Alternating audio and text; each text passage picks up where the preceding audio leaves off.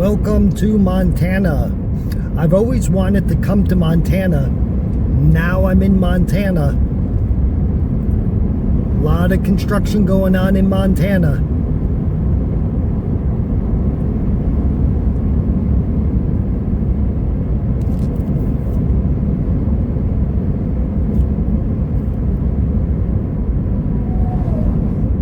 Everybody's speeding in Montana.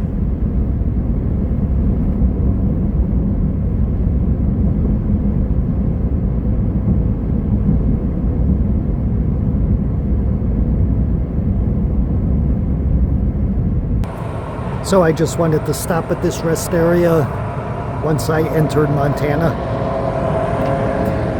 Lots of trucks. And today I'm gonna start out by looking for a place to eat lunch. I left a little early today. And now I'm just gonna head through Montana. And there's a few museums I want to stop by in Montana. I don't know if I'm going to go inside. Depends on how much they cost. But today it looks like I may get there too late. They'll be closed. So there is something that I can also do on the way back. I'm going to drive, when I go back to Alaska.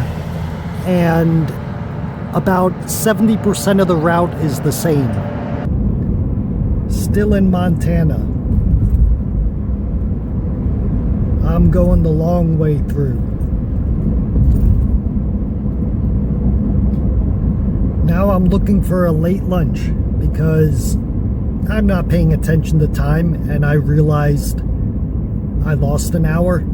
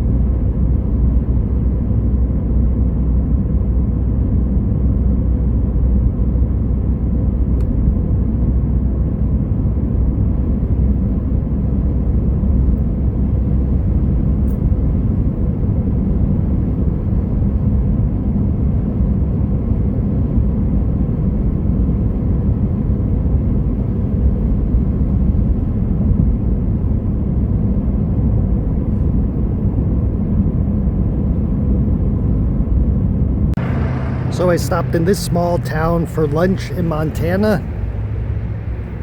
Not much. Welcome to St. Regis.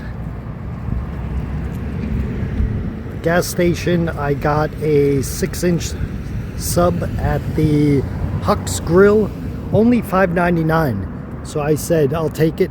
There's a casino that looks very shady. There is a gift shop I don't go in gift shops because, you know, you'll wind up buying something and I don't want anything. Then you've got Dolly's ice cream. Then here you have Jasper's restaurant and Talking Bird Salon, and inside the salon is a casino and bar, and of course an ATM. But that place looks pretty neat, and if I wanted to spend a lot of money I would, you know, for lunch and dinner, but I'm happy with the 6-inch sub for $5.99.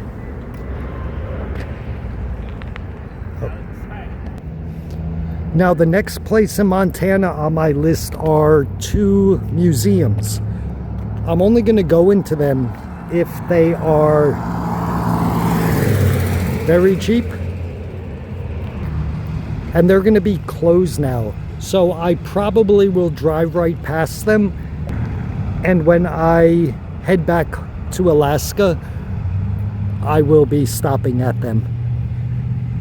I'm not sure if the last recording I made I'm actually gonna fit into this video or not, so I might be repeating myself, but I'm driving back to Alaska basically the same route, with the exception about 30% of it will be different.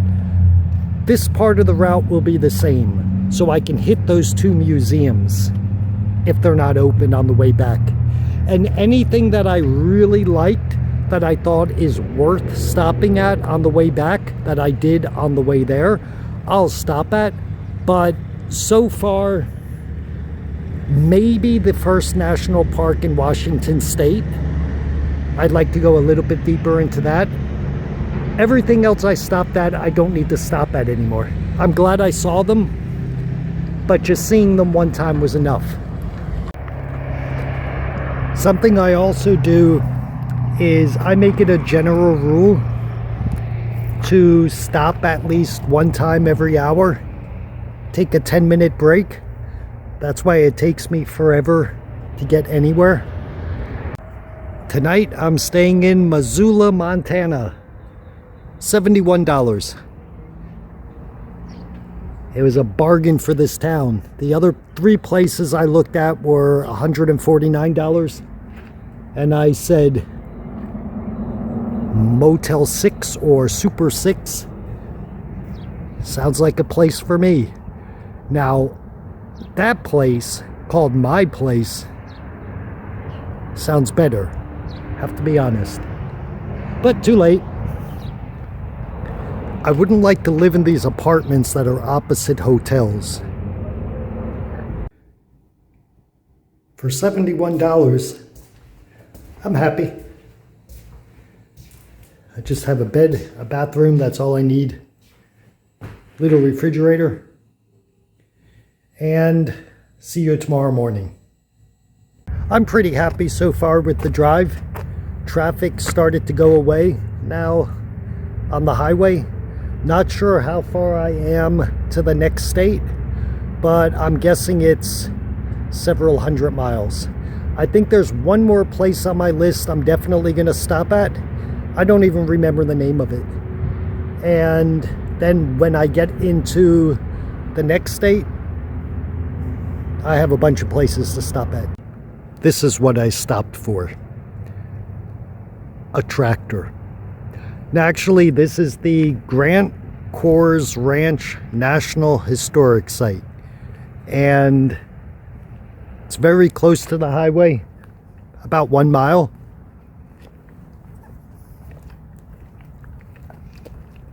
I was hoping to see cows,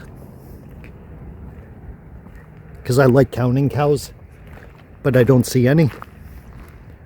The one thing I'll say, the difference to me, at least on this route between Montana and Idaho, is that in Idaho, it was all flat farming land. I didn't see a lot of hills. In Montana, it's all or a lot of it is hilly farming land. It looks much prettier. You know, that's just the route I'm on. If you see back there, it's just a lot of hills, and then in front of the hills is like cows and farming land. I'm just going to call it farming land. Explore the ranch. Pick up a free brochure. We take anything that's free.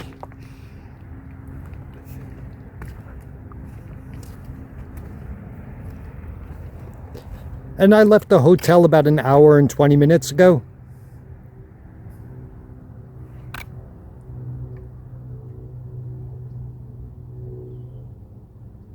And I'll just leave the camera on some of these things so you guys can read them.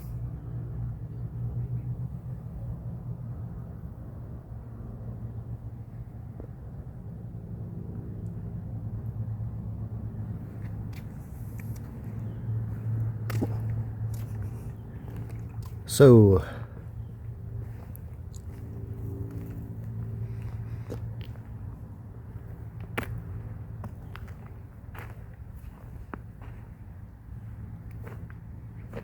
not sure if you're going to be able to read this. It's really small writing.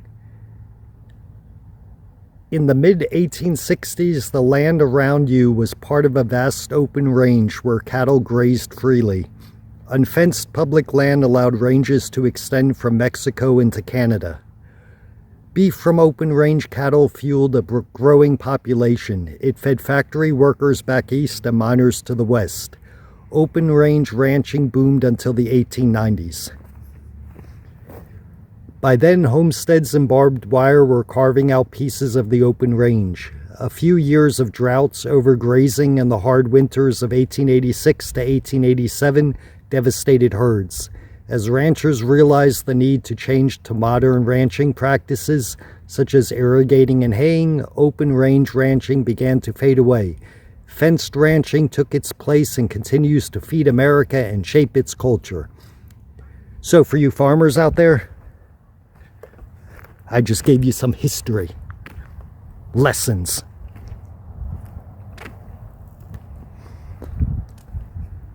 I'm not going to go into the visitor center because, first of all, I don't want to stay here too long. I'm about a day behind schedule still, and I've only driven about 427 miles in the first 2 days. That's not going to, do it for me. And I also, on the ranch, longer days with work. I'm not going to read all that. Just talking about ranches. I also skipped the 2 museums. One was free and one was $18. The reason I skipped them was on the way back, I'm going to come right through this area again, and then I'm going to hit the 2 museums. But for now, I need to get going a little bit more, and I'll still stop at plenty of places. But for now, I need to pick up the speed a little bit.